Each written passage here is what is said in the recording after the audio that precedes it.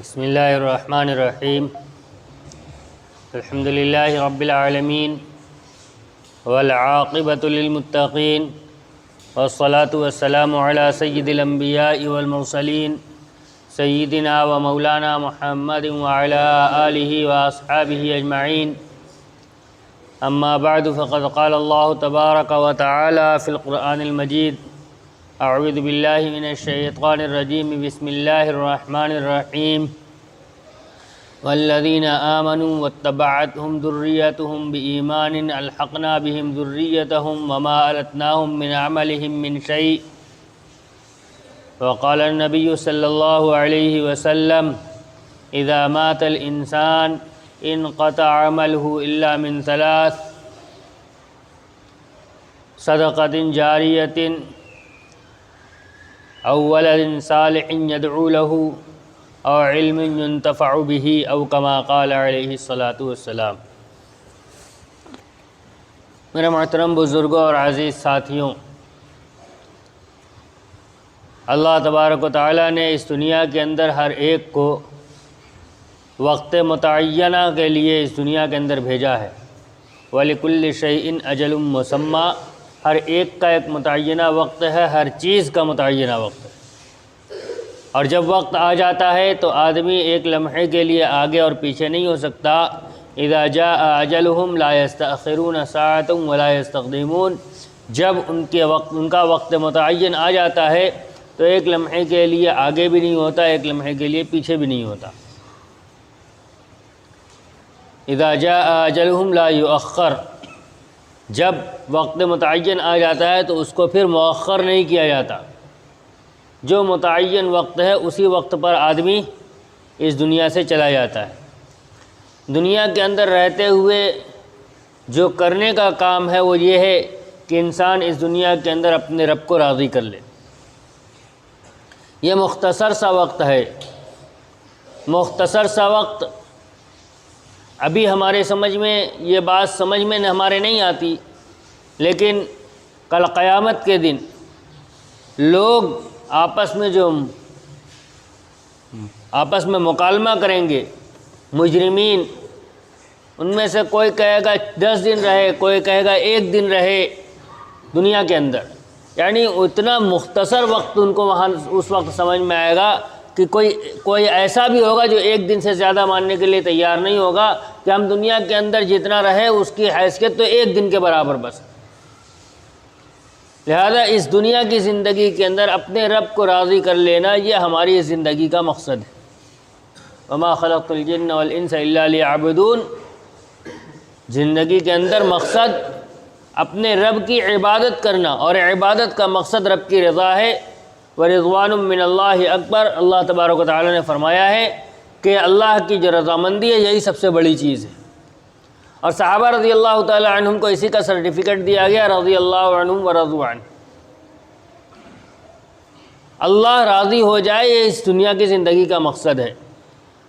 اللہ راضی ہوگا اعمال کے ذریعے سے، لہذا اپنے لیے اپنی زندگی کے اندر اعمال کرنا یہ ہمارے اپنی اولین ترجیح ہے، اور ساتھ ہی ساتھ اپنی فکر کرنے کے ساتھ ساتھ اپنے متعلقین، اپنے رشتہ دار، اپنے والدین جو اس دنیا سے جا چکے ہیں ان کے لیے بھی فکر کرنے کی ضرورت ہے، ان کے لیے بھی ایصال ثواب کرنے کی ضرورت ہے، اس لیے کہ اس زندگی کے ختم ہونے کے بعد جو لوگ اس دنیا سے جا چکے ان کے لیے جو آس ہوتی ہے وہ صرف اور صرف وہی ایصال ثواب کے ذریعے سے جو اعمال ان تک پہنچتے ہیں، جو ثواب پہنچتا ہے اسی کی ان کو آس ہوتی ہے۔ اس کے ذریعے سے ان کے کبھی عذاب میں تخفیف کی جاتی ہے، کبھی ان کے درجات کو بلند کیا جاتا ہے اسی کے ذریعے سے۔ لہذا اپنے ساتھ ساتھ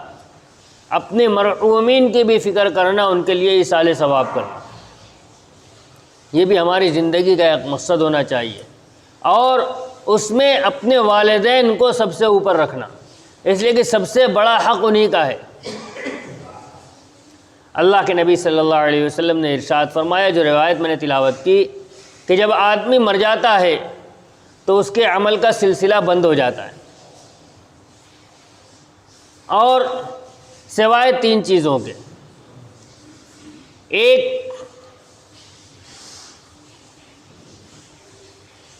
اذا مات الانسان انقطع عمله الا من 3 صدقۃ جاریۃ، صدقہ جاریہ جو اپنی زندگی کے اندر کر گیا ہو، او علم ينتفع بھی، وہ علم جو چھوڑ گیا ہو جس کے ذریعے سے نفع اٹھایا جا رہا ہو، اور تیسرے وہ اولاد صالح جس کو وہ چھوڑ کر گیا ہے، وہ اولاد صالح اس کے لیے دعا کرتی ہو۔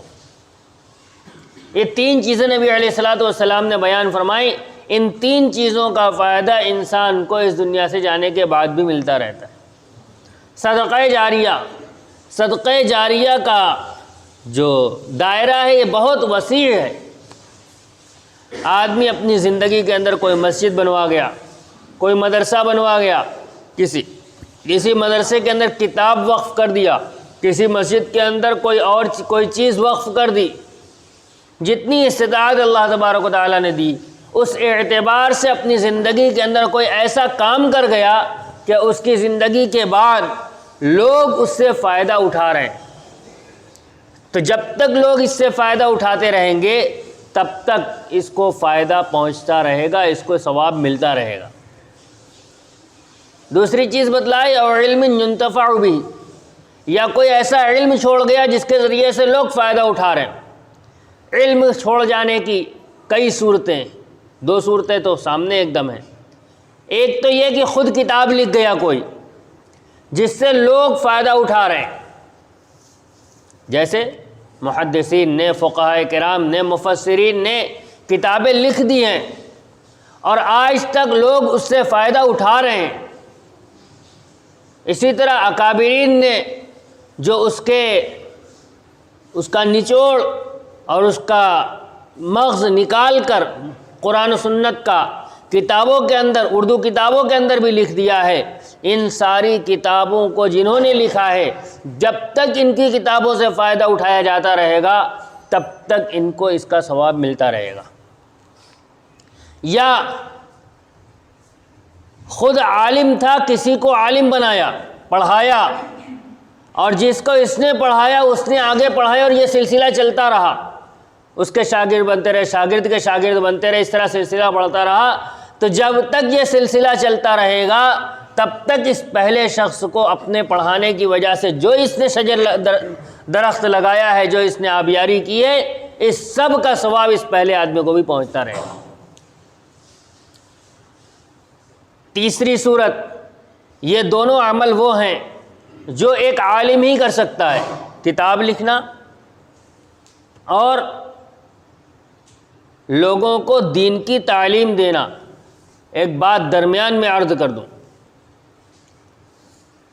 پوری دنیا کا ایک ضابطہ ہے کہ فن کی تعلیم فن کا ماہر دیتا ہے۔ ڈاکٹر اگر بننا ہے میڈیکل لائن سے تو جو پروفیسر رہے گا وہ میڈیکل لائن کا ڈاکٹر ہوگا، انجینئر MBBS کی تعلیم نہیں دے گا۔ انجینئر بننا ہے تو ڈاکٹر تعلیم دینے نہیں آئے گا، وکیل تعلیم دینے نہیں آئے گا۔ فن کی تعلیم فن کا ماہر دیتا ہے، لہذا علم دین کی تعلیم کے لیے اس فن کا ماہر ہونا ضروری ہے۔ اگر فن کا ماہر نہیں ہے تو پھر وہ تعلیم نہیں دے سکتا۔ سیکھنے کا حق ہے اسے، جتنا جانا ہے اس کے اوپر عمل کرے، جو جانا ہے اس کے اس چیز کے ساتھ کہ کہاں سے جانا ہے دوسروں کو بتلا دے، اس میں کوئی حرج نہیں ہے، لیکن خود بحیثیت معلم بیٹھ کر تعلیم دینا، اس کے لیے فن کا ماہر ہونا ضروری ہے، جیسے دنیا کی ساری چیزوں کے اندر۔ میں اس باقی تفصیلات انشاءاللہ کبھی موقع رہا تو عرض کروں گا انشاءاللہ۔ بس ایک اصول بیان کرنا تھا کہ فن کی تعلیم فن کا ماہر دے گا، لہٰذا بچوں کو علم دین کی تعلیم دینا اور علم دین کے موضوع کے اوپر کوئی کتاب لکھنا اس فن کے ماہر یعنی عالم کا کام ہے، یہ وہی کرے گا۔ لیکن ایک طریقہ ہے جس کے ذریعے سے ہر آدمی اپنے آپ کو اس فضیلت کے اندر شامل کر سکتا ہے، اور وہ یہ ہے کہ کسی ایک بندے کو، کسی ایک لڑکے کو طالب علم بنائے، اس کا مکمل خرچ اپنے ذمے لے اور اس کو عالم بنائے، عالم بنا کر اس کو قوم کی خدمت کے اندر لگا دے علم دین کے راستے سے۔ جب تک یہ خدمت کرتا رہے گا تب تک اس کو ثواب ملتا رہے گا، اور جہاں جہاں اس کی خدمت کے نتیجے میں کام آگے بڑھتا چلا جائے گا، چونکہ بنیادی سبب یہ شخص ہے جس نے اس کو عالم بنایا ہے، لہذا اس کو ثواب ملتا چلا جائے گا۔ اس طریقے پر صدقہ جاریہ اور وہ علم جو نفع پہنچائے، اس طریقے پر ثواب ملتا ہے۔ تیسری چیز جو آپ نے بیان فرمائی، او ولد صالح یدعو لہ، وہ نیک اولاد جو اس کے لیے دعا کرے، اس کا ثواب بھی مرنے والے کو پہنچتا ہے۔ لہذا دعا، صدقہ جاریہ اور علم، یہ دونوں وہ عمل تھے جو آدمی خود کر کے گیا تھا۔ یہ عمل تیسرا جو ہے یہ خود نہیں کر رہا ہے وہ، بلکہ کوئی دوسرا شخص کر رہا ہے اور ثواب اس کو والد کو پہنچ رہا ہے۔ یہیں سے علماء نے یہ مسئلہ نکالا ہے۔ اس کے علاوہ اور بھی روایتیں ہیں کہ ایصال ثواب برحق ہے۔ کوئی شخص اگر کسی کے انتقال کے بعد اس کے حق میں دعا کرے گا، اس کے حق میں اعمال کرے گا، اس کے حق سے مراد اعمال کا ثواب تو اس کو ملے گا، یہ ثواب پہنچائے گا اس کو، تو ایسا کرنا صحیح ہے۔ امت کا ابن تیمیہ رحمۃ اللہ علیہ نے مجموعہ فتاویٰ کے اندر نقل کیا ہے کہ امت کے فقہا کا اس بات کے اوپر اجماع ہے کہ بدنی اعمال، نماز، روزہ، حج، زکوٰۃ، سارے اعمال جو ہیں، ان سب اعمال کا، نفلی اعمال کا ثواب مردوں کو بھی پہنچایا جا سکتا ہے، زندوں کو بھی پہنچایا جا سکتا ہے۔ لہذا امت اس بات کے اوپر متفق ہے، یہ بات ذہن میں رہے، کسی کا فرض کوئی ادا نہیں کر سکتا۔ والد صاحب کا انتقال ہو گیا، ان کے ذمے نمازیں باقی تھی، روزے باقی تھے، تو آدمی اگر چاہے کہ ان کی نماز پڑھ دے، ان کا روزہ رکھ لے، فرض جو تھا، فرض کے بدلے میں فرض کوئی کسی کا نہیں رکھ سکتا۔ ہاں، نفلی اعمال اپنا کرے گا اور اس کے بعد اس کا ثواب پہنچا دے گا۔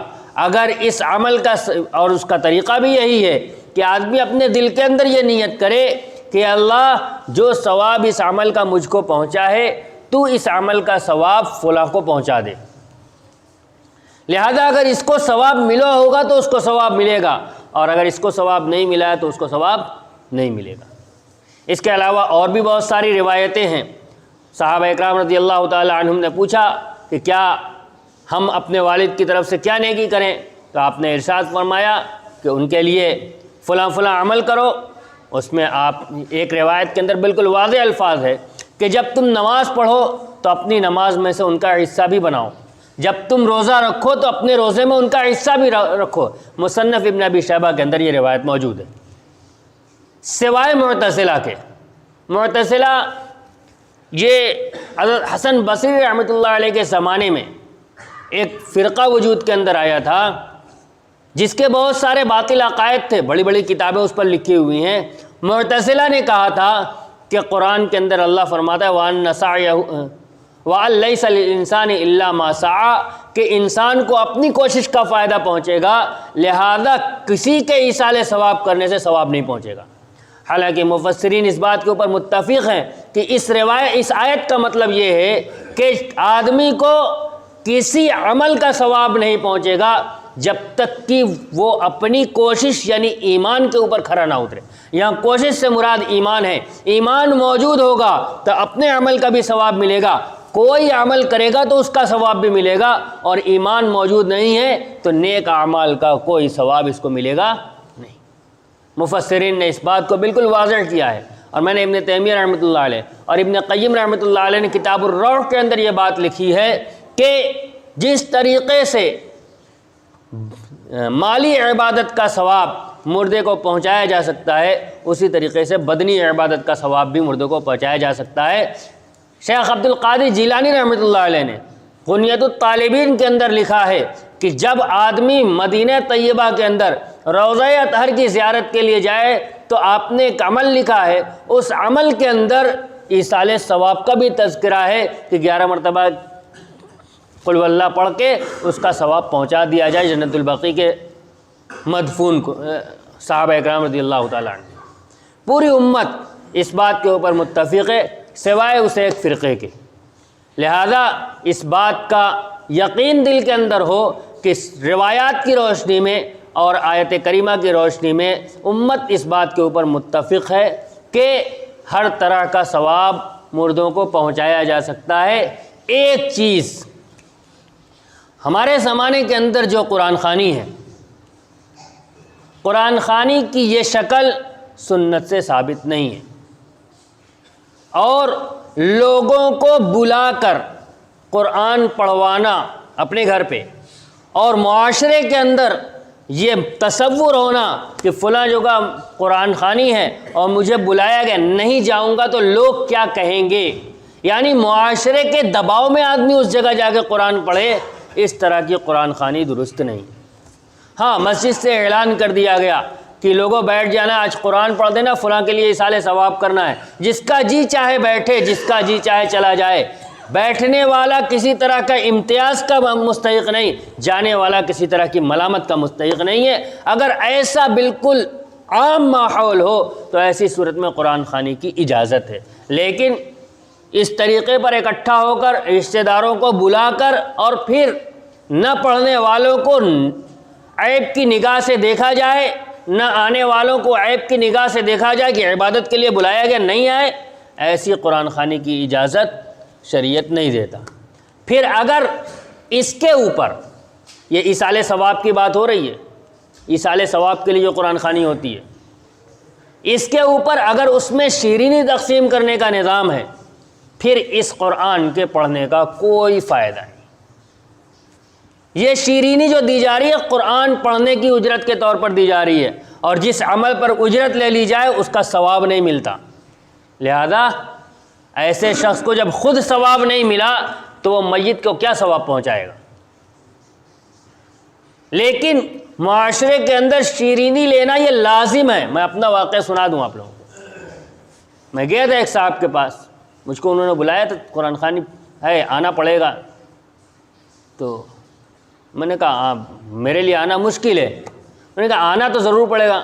میں نے کہا میری ایک شرط ہے، یا تو قرآن پڑھوں گا یا شیرینی لوں گا، دونوں کام نہیں کروں گا۔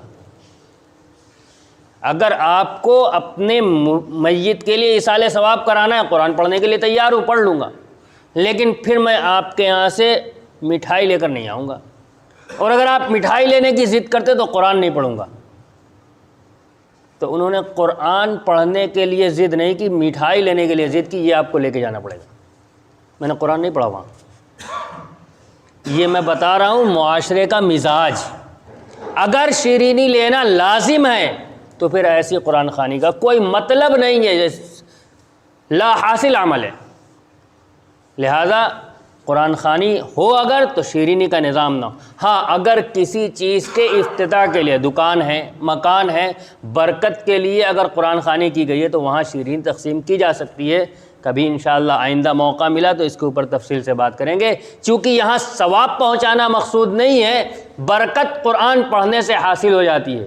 اور نبی علیہ الصلاۃ والسلام، میں مثال دے دوں، اللہ کے نبی صلی اللہ علیہ وسلم کے زمانے میں صحابہ رضی اللہ تعالیٰ عنہم کا ایک وفد ایک علاقے سے گزرا، وہاں کے لوگوں سے انہوں نے کہا کہ ہماری ضیافت کر دو، کھانے کا انتظام کر دو، انہوں نے انکار کر دیا۔ پھر وہاں کے لوگ آئے کہ وہ ہمارے سردار کو سانپ نے کاٹ لیا ہے، تم میں سے کوئی سانپ کا منتر جانتا ہو تو منتر پڑھ دے۔ ایک صحابی رضی اللہ تعالیٰ عنہ نے کہا کہ میں جانتا ہوں۔ گئے، جا کے دم کیا، سانپ کا زہر ختم ہو گیا، وہ آدمی بھلا چنگا ہو گیا۔ اس کے بعد ان لوگوں نے دعوت کی، کس وجہ سے؟ اس سانپ کا کاٹے کا علاج کرنے کی وجہ سے۔ صحابہ رضی اللہ تعالیٰ عنہم نے کھایا اور واپس آئے، نبی علیہ السلام کو سنایا گیا ایسا ایسا ہوا ہے۔ تو کہا کیا کیا تھا؟ کہا میں نے تو سورہ فاتحہ پڑھ کے دم کر دیا، سورہ فاتحہ میں شفا ہے۔ اب پریشانی یہ ہے کہ یہ کھانا جائز ہے کہ نہیں سورہ فاتحہ پڑھنے کی وجہ سے کھانا لیا گیا ہے؟ نبی علیہ الصلوۃ والسلام نے اس کو جائز قرار دیا، یہ روایت بخاری شریف کے اندر موجود ہے۔ تو پتہ چلا کہ اگر برکت کے طور پر قرآن پڑھا جائے اور اس پر کوئی کچھ دے دے تو لینے میں کوئی حرج نہیں ہے، لیکن اگر ثواب پہنچانے کے لیے ہے تو پھر اجرت لینے کی اجازت نہیں ہے۔ لہذا ایصال ثواب برحق ہے، لیکن موجودہ مروجہ قرآن خوانی جو ہمارے یہاں ہیں اس کے اندر بہت ساری غلط چیزیں رائج ہو گئی ہیں، لہذا اس سے اجتناب بہتر ہے۔ اللہ تبارک و تعالی ہمیں توفیق عطا فرمائے۔ وآخر دعوانا الحمد للہ رب العالمین۔